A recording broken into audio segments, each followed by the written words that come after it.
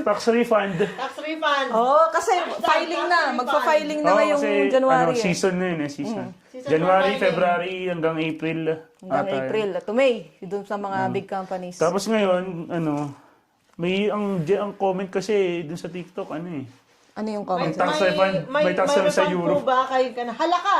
Sa Europe, ma'am, sa Czech Republic lang po. Hindi po Naka-vlog naman siya ng Czech Republic Hindi po kami buong Europe Ma'am, may refund po ba ng ano? May Tax. mga tax sa Europe. Tax. Oo nga, kay halaka. Halaka!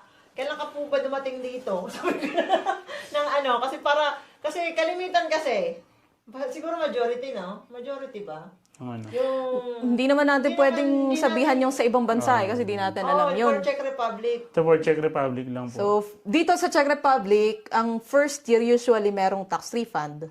But after mabuo mong mga susunod na taon mo, parang pakonti na po or wala Kalimitan na. Kasi, pag January ka dumating, pag nabuo mo yung taon,